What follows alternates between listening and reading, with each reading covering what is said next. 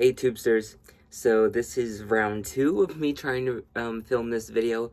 The alarm on my phone went off in the middle of recording, so it stopped the recording, and I just decided to like delete it and start over because a lot of it was rambling anyway.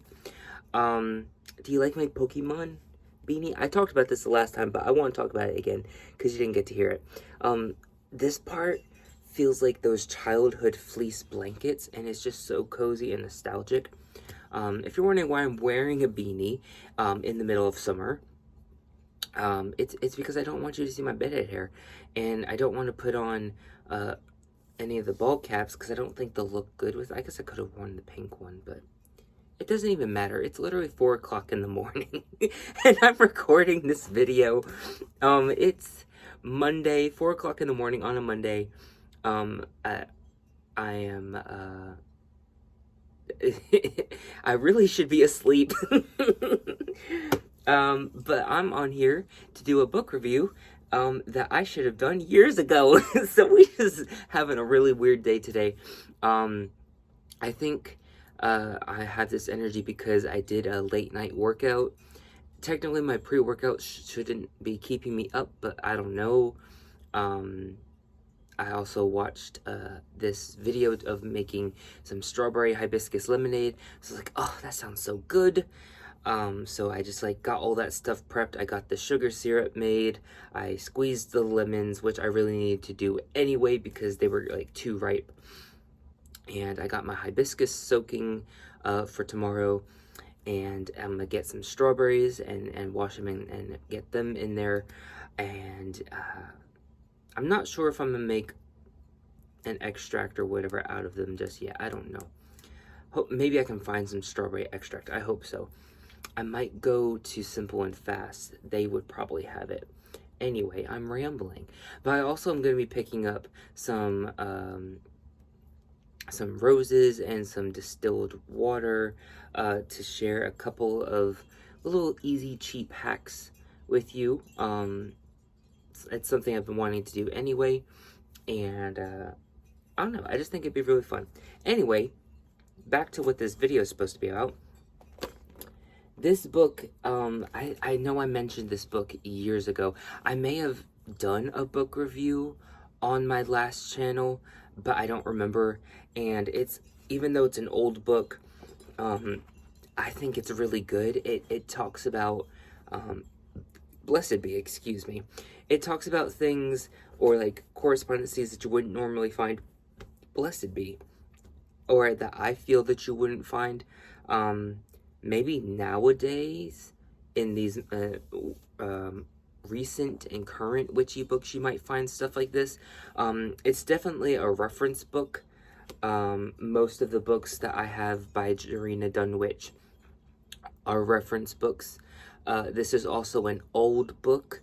It's I think it was originally from 1988 and then it was copyrighted in 1990, I think it was 97. So it was originally copyrighted by the author Gerina Dunwich in 1988, and then Carroll Publishing Group Edition republished it in 97. So it is an old book, but I think it's a good one. I have a couple of posties. Let's see what I posted or put post-its on. Oh, okay, so I put a post-it on the Yule cake. I still have not made that yet. Maybe we'll make that this year. Because I know someone suggested on how to celebrate the Sabbats in like small spaces, and I'm not necessarily living in an apartment right now, though I will be moving into an apartment sometime between now and Samhain. So when these videos are public, I'll probably already be moved into my apartment at that point. But yeah, we can definitely make this Yule cake. I did write in it because at the time that I had this book, I was vegan, so I was changing things just to make them vegan and to make them just personal and how I would want to make them. So we got the Yule cake, and then we had this ritual to improve psychic abilities. This one calls on an archangel, Asariel, Archangel of Neptune. Oh, I haven't heard of that one. And let's see, we have a spell to acquire wealth. That's fun. So definitely not what people would think nowadays, because a lot of people's like, oh, we can't manifest for riches. I don't know why. I don't know why we insist to stay poor. But anyway, so, oh yes, herbal sleep potion. This one I definitely, I've made this before actually. And I changed out the ingredients. Oh, this is good that I want to get some rose petals because I can use some for this. I think my recipe might have had some more, but we'll see. Yeah. Yes, I remember now. But yeah, I think this is a really good book. I meant to share this years ago when another witchy friend said, oh, you talk about this book or how you like this book, you should do a review on it. I just think it's really good. It has other Sabbat recipes in here, like I think this is for Beltane. Let me see. Where is the beginning? Where is the beginning?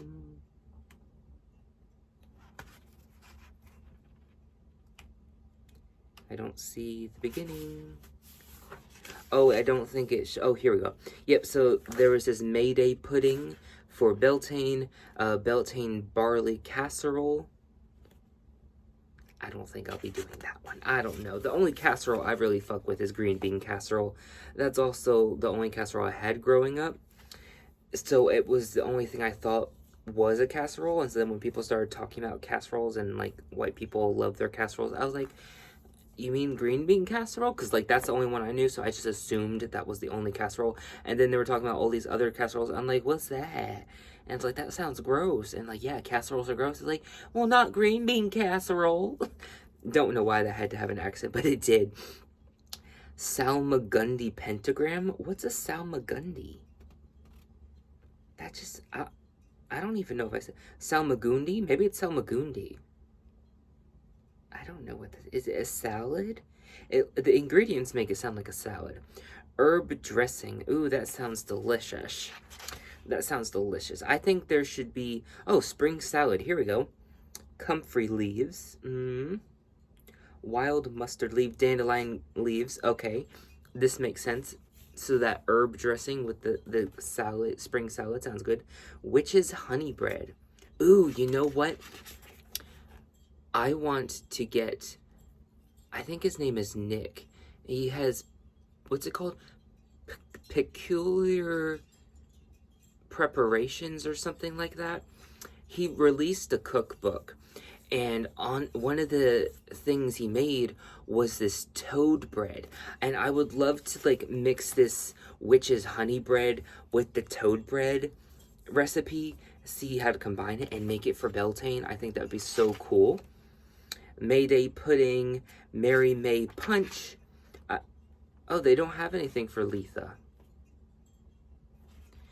I think that's what was weird, is that it only had, I think, the cross-quarter Sabbat, so it has, like, stuff for, Lamis. Let's see. And then Samhain. But what's weird is that, yeah, and then it has candle moss recipes. Oh, and that's it? I guess that's it. Okay. Yeah, so it's kind of weird how, it doesn't have all the Sabbats, but it has some of them. So it talks about Sabbat Feast, that's chapter 1. Chapter 2 is the Esbat and miscellaneous witch recipes, so like things for your Esbat rituals.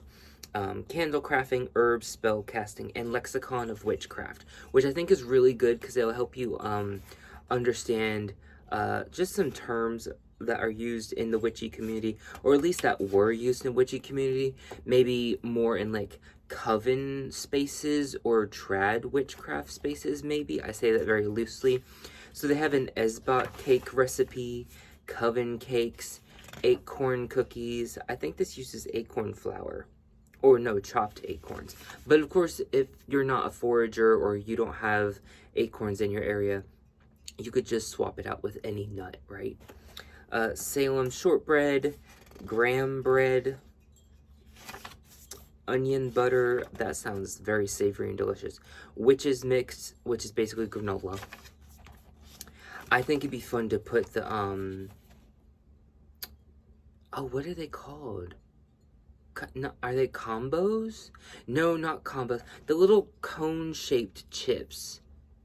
Ah, what's it called? Bambos? I don't know what they're called. I can't remember. But those would be fun to put in there, like little witches' hats. Wild fennel muffins, dandelion wine. Ooh, I've made dandelion wine before. We should make some again. Divination wine, mandrake wine. This was made with the American variety, so it's not real mandrake wine, but it's okay. Sweet tomato wine. Ooh, I don't know about that. Nettle ale. 13 bewitching kitchen tips. That sounds fun.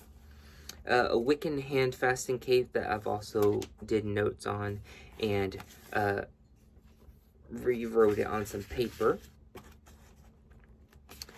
Let's see. The Yule cake. I think I mentioned that already. Or I mentioned it in the last clip that got interrupted. I can't remember. A passion potpourri. That sounds so delicious.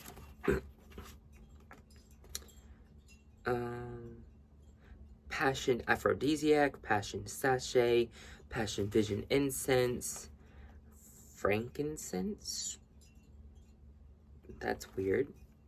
Goddess incense, good omen incense. Lots of Keefe Isis incense, which is flying ointment, so that's good if you need a recipe. Old-fashioned witch soap. Let's see, what's it? Oh, this is like old-fashioned, like for real, for real. You use lard and lye, cold water, lavender oil, patchouli oil, strawberry juice, and dried soap bark herb. That's optional, apparently. I don't think it should be, because how else are you going to get the soap, right? Anyway, candle crafting talks about a page for dressing the candle. Candle anointing oils. This looks like a general one. They talk about, this is something I really liked. I wrote in my correspondences for the Sabbats, but they have color correspondences for the zodiacs, which that was something that I thought was really cool. I didn't agree with or it's not that I didn't agree with the gold one, but I wanted something that was a little easier to obtain, so I put orange. So it says gold, and then I wrote in or orange for Leo. Let's see. Bayberry candles. That's really good to do. Magic herb candles. So then it gives you like a list of herbs and like its correspondences. So like I said, it's a reference book, right? And it's in alphabetical order. So this is still that list. And then it finishes over here. Let's see. Woodruff, I feel like that's one that's not common. Wood aloes on this list. Yerba Santa, tonka, serpentaria root, Solomon seal, sassafras. Let's see. Peony root. I'm just kind of like going over ones that are not common in your like witchy herb list. Mistletoe, mandrake root, mallow, mace. So mace is like the orange cage looking like substance that covers nutmeg. So that's definitely not common. Let's see. Whorehound. Some of these you can find online, but like the mace, that's very uncommon, even online. Let's see, what's other ones? Fern. That's not a very common one. Oops. Avens. I don't even know what that is. Yeah. So, yeah, that's the list. There's more, but those are the ones that I think are uncommon. Goes over healing herbs, and like it lists it by like things like animal bites, minor wounds, anxiety, arteriosclerosis, hardening of the arteries, asthma, athlete's foot, back, knee, bee or hornet sting, minor burns, colds and fever, constipation, cough, dandruff, depression, diarrhea, eczema and psoriasis, eye ailments, fatigue, fever, gout, gum irritation, halitosis, so the bad breath, headache, impotency, insomnia, kidney stones, menopause, menstrual pain, muscle aches and pains, poison ivy, rheumatism, ringworms, sore feet, sore throat, splinters, toothache, ulcers of the stomach, upset stomach, and warts. And it gives some remedies. And then a glossary of terms used in herbalisms like alternatives, anti-asthmatics, antiseptics, antispasmodics, aphrodisiacs, etc., etc. And it has that in alphabetical order. It has a list of dangerous plants, so these are ones that are poisonous. Puts that in alphabetical order. Some of these I think are kind of weird. Like tobacco. I don't know why that's on this list. What else?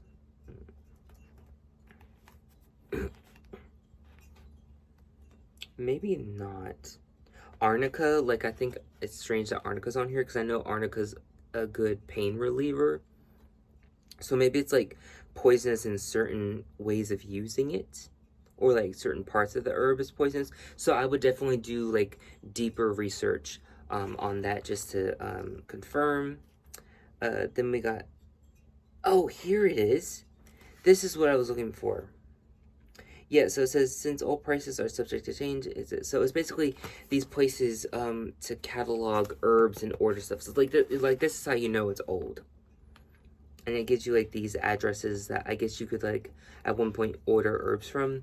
And then within the spell casting chapter, it has like amulets and talismans, and like gives you things like the cowrie shell amulet, mandrake amulet, turquoise amulet, things of that nature. It gives you this satyr square for that amulet, and other ones. Aphrodisiacs. It gives you a love potion tea. Some other enchantments. 3 spells to make a lover return. Poppets. Ritual to prove... Oh, I already talked about that. Psychic abilities. Purification of the soul. Anti-succubus incubus spell. Remedy of the bewitched. Spell to acquire wealth. I already mentioned that one. Wart curing spell. The abracadabra talisman. Fever curing spell. Magic herb pillow. Herbal sleep... Oh, I already talked about that. Wind cantation to summon the wind. I thought that was really cool. Witches curse cakes. I reworded it as hex cakes. I don't know why. This must have been when I didn't realize that hex is not a thing. It's just a noun. It's a prefix meaning 6 and a German word meaning witch. So now I would just call them witches curse cakes or curse cakes. Spell for cursing enemies, but in here it says hexing enemies.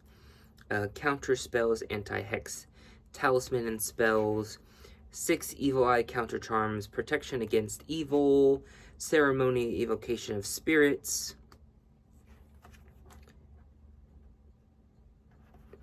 It's got like a... Oh, it gives the medals for the 7 classical planets. Let's see. Exorcism. It's got a section on that. And then the lexicon, an alphabetical order about witchcraft. Yeah, so it's got like old terms like cowan, among witches, a person who is not a witch, a cowan. Nowadays, you'd probably just hear people say muggle, but back in the day, they would say cowan. However, I feel like upon research, I think it was actually like derogatory. So I would just look into that a little more. Let's see. Bokor, a sorcerer who practices voodoo black magic. I don't know if that's a thing, but it's a thing in this book. Oh, it's got this divination So it's got divination in the lexicon, right? And then it goes all over this like alphabetical order of different types of divination, from aeromancy, divination from the sky and air, all the way down to xylomancy, divination from wood. I would look into these. There's a website, I think it's called like Occultopedia. I want to say that's the one. And it's got another encyclopedia of like divination. It's either that one or maybe another one. Let's see. And then like each page is like an alphabet, so it's like for G there's like only, I don't know, about 5 or 6, but like they keep it all in order of alphabetical order. Let's see.